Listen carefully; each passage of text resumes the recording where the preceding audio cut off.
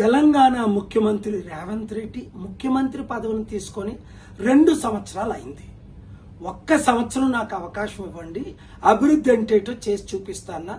నేను కూడా ఆయనకు పూర్తి మద్దతుగా సీఎం కాకముందు, సీఎం అయిన తర్వాత ఒక 10-15 స్టేట్మెంట్స్ ఇవ్వడం మీరు చూశారు. 7-8 సార్లు ఆయనతో కలిసి అనేక సలహాలు ఇచ్చి రాష్ట్ర అభివృద్ధి కొరకు, ప్రజల అభివృద్ధి కొరకు ఏం చేస్తే అప్పుల నుంచి బయటపడతామని చెప్పాం. కానీ ఆయన వినలేదు సరికదా, ఎగ్జాక్ట్ గా ఆపోజిట్ చేసి నేను ఇచ్చిన సలహాలకు అన్నిటికీ వ్యతిరేకంగా పనిచేసి ఈ రోజు తెలంగాణ రాష్ట్రాన్ని సర్వనాశనం చేసినందుకు తక్షణమే ఆయన రాజీనామా చేయాలి.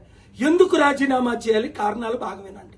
1, 6 గ్యారంటీలు ఆయన ఇచ్చారు, ఒక్క గ్యారంటీ కూడా నెరవేర్చలేదు. అందులో 2 లక్షలు తులం బంగారం నేను ఇస్తానన్నారు, ఇవ్వలేదు.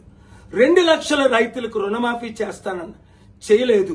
5 లక్షల నుంచి 10 లక్షలు కంపెనీలు పెట్టిస్తానన్న, లేదు. 2 లక్షల ఉద్యోగాలు భర్తీ చేస్తానన్న, చేయలేదు. నిరుద్యోగులకు 4,500 అన్నారు, ఇవ్వలేదు. మహిళలకు 2,500 అన్నారు. గ్యాస్ సిలిండర్ ఇలాగ చూసుకుంటూ పోతే 100 వాగ్దానాలకి కంటే ఎక్కువ ఇష్టం వచ్చినట్టు, నోటుకొచ్చినట్టు అబద్ధ వాగ్దానాలు ఇచ్చి ఓట్ల కొరకు అందరినీ మోసం చేశానని ఆయనే ఒప్పుకున్నారు. ఇప్పుడేంటి, డబ్బు లేదు, నన్ను కోసికి తినండి అంటున్నారు. అలాంటప్పుడు హైదరాబాదు దేశంలో నెంబర్ 1 సిటీ, అన్ని సిటీల కంటే. అలాంటి హైదరాబాదు రియల్ ఎస్టేట్ ఇప్పుడు పడిపోయింది.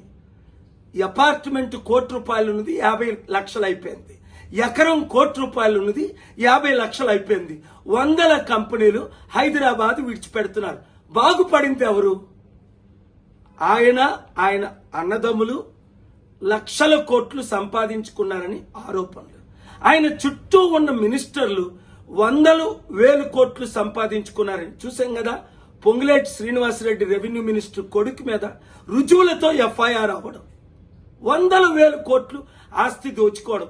ఇప్పుడు 9,292 ఎకరాలు, దాదాపు 5-6 లక్షల కోట్లు విలువైన ప్రాజెక్టులు తన బినామీలకో ఇతరులకో ఇస్తున్నారని ఆరోపణలు ఇన్వెస్టిగేట్ చేయమని సిబిఐ, ఈడీ ఎంక్వైరీ చేయమని శుక్రవారం స్టేటస్ కో తీసుకొచ్చాను. ఇలాంటి 18 పెద్ద కేసులు ఉన్నాయి. 1 by 1తో మీ ముందుకు నేను వస్తాను. ఆయన మారాలని ప్రార్థించాను. 7-8 సార్లు కలిశాను. మిమ్మల్ని అందరినీ ప్రార్థించమన్నాను.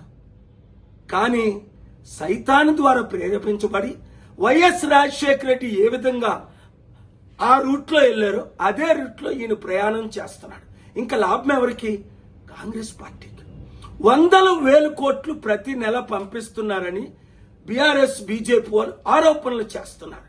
నోరు మూయించడానికి బీఆర్ఎస్, బీజేపీ వాళ్ళు చుట్టూ పెట్టుకున్నాడట కొంతమందిని.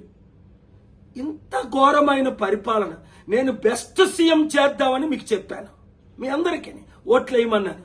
ఆయన వరస్ట్ సీఎం అయిపోయాడు ఈ 2 సంవత్సరాల్లో. చదువుతుంటే ఆశ్చర్యం కలుగుతుంది. ఊహకు అతీతంగా సర్వనాశనం అయిపోయింది.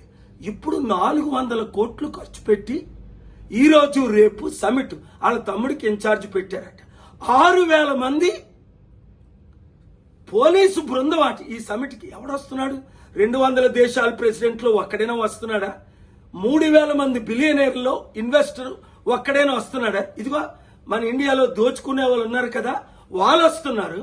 ఒరే బాబు, నువ్వు మాకు 1000 కోట్లు దిగి ఈ భూములు ఇచ్చేసాయి, నీకు 7%, 10% ఇచ్చాం కదా ఎలక్షన్ల ముందు, ఇంకొక 7-10% ఇస్తాం, నీ కాంగ్రెస్ కి ఎక్కడ డబ్బులు కావాలంటే అక్కడ ఇస్తాం. ఏ డీల్స్ జరుగుతున్నాయి? రుజువులతో కోర్టులో శుక్రవారం కేసు వేశాను. ఇంకా 17 కేసులు అతి త్వరలో వేయబోతున్నాను. ఆయన మార్పు చెందితే అభివృద్ధి చేద్దాం, మార్పు చెందకపోతే దేవుని ఉగ్రత, ప్రజల ఉగ్రత, ముఖ్యంగా నిరుద్యోగులారా రండి కలిసి పనిచేద్దాం. ఈ వీడియో అందరికీ షేర్ చేయండి. తెలంగాణను కాపాడండి, తెలంగాణ ప్రజలను కాపాడండి. God bless you.